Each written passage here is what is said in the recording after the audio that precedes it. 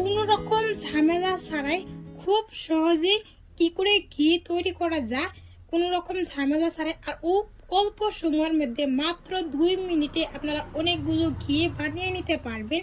আমি যেভাবে সবসময় কিন্তু ঘি বানায় থাকি, তো এই প্রসেসটাই কিন্তু আজ আমি আপনাদের সাথে শেয়ার করব। তো আজকে ভিডিওটাকে আপনাদের অনেক উপকার আসবে, অনেকটাই আপনারা জানতে পারবেন যারা এখনো ঘি বানাতে পারেন না, বা অনেকেই আছেন এখনো কিভাবে ঘি তৈরি করা হয় আপনারা জানেন না, বা অনেকেই অনেক রকম ভাবে কিন্তু ঘি বানায়। তো আজ আমি আপনাদের সাথে একদম সিম্পল, খুব সহজেই যে কেউ এই ভিডিওটা দেখলে কিন্তু ঘি বানাতে পারবে। আর এই ভিডিওটা যদি আপনারা লাস্ট অবধি দেখেন তাহলে আপনারা বলবেন যে ঘি বানানো এত সহজ। এর ভিডিওটা না দেখলে কিন্তু আপনারা কিছুতেই বুঝতে পারবেন না। আমি কিন্তু অনেক রকম ভাবে ঘি বানাইছি, তো বানাইছি আগে, কিন্তু এই প্রসেসটা আমার কাছে সব থেকে সহজ আর খুব সহজেই কিন্তু করা যায়। তো আমি ভাবছি কেন না আমি আমার বন্ধুদের সাথে শেয়ার করি। তো সেই জন্য আজ আমি তোমাদের জন্য এই রেসিপিটা নিয়ে আসছি। রেসিপি নয়, আমি যেটা জানি, আমি ভাবছি, আমি ভাবি এটা যাতে সবাই এভাবে যাতে কোনো ঝামেলা ছাড়াই খুব সহজে যাতে বানিয়ে নিতে পারে।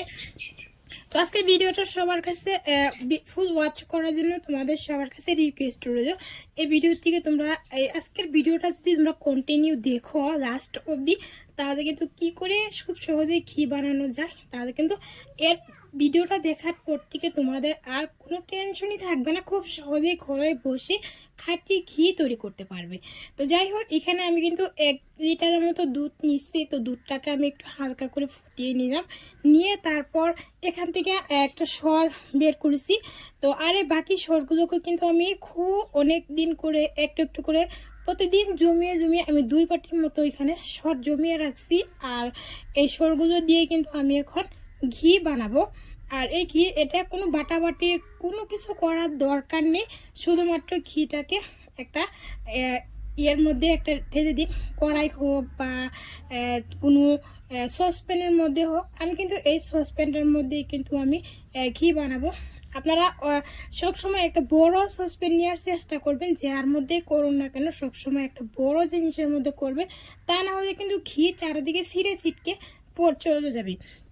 তো যাই হোক, এই যে এখানে দেখুন খুব সহজে একটা কালার চলে আসতেছে। আমি গ্যাসটার উপর বসিয়ে দিয়ে তারপরে যে দেখুন এভাবে কিন্তু আমি একটু আর নাড়াচাড়া করব। সব সময় কিন্তু এটাকে নাড়াচাড়া করে নিতে হবে, তা না হলে কিন্তু নিচে লেগে যাবে। আর সব সময় গ্যাসের ফ্লেমটাকে একবারে লো করে তারপর করতে হবে এই কাজটা।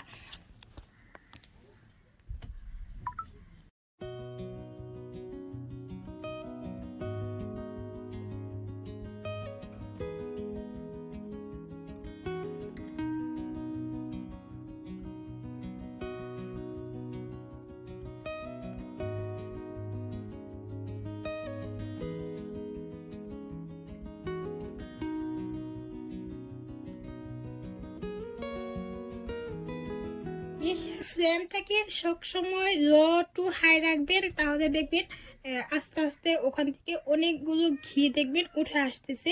আর জাস্ট এর কালারটা একটু দেখুন, জাস্ট এত সুন্দর কালার, আর এর মধ্যে থেকে যে একটা ফ্লেভার আসতেছে সেটা কিন্তু আপনাদের আমি বলে বোঝাতে পারবো না। যখন আপনারা বাড়িতে করবেন, যেন আমার রুমটা বা পুরো ঘরটাই যেন একদম ঘিয়ের গন্ধ হয়, যেন আমার ঘরটা একদম আলো হয়ে গেছে। তো যাই হোক, এখানে দেখতেই পারতেছেন কত সুন্দর করে ঘিগুলো আস্তে আস্তে উঠে আসতেছে। আর শেষ মুহূর্তে যখন একটু ব্রাউন, হালকা একটু ব্রাউন, ডার্ক ব্রাউন হয়ে আসছে, আর এখনই আমি কিন্তু গ্যাসটাকে অফ করে দেব, আর গ্যাসের ফ্লেমটাকে অফ করে দেব আমি, দিয়ে তারপর ঘিটাকে আস্তে আস্তে ঠান্ডা হতে দেব। তো ফিরে আসছি ঘি ঠান্ডা হওয়ার পর।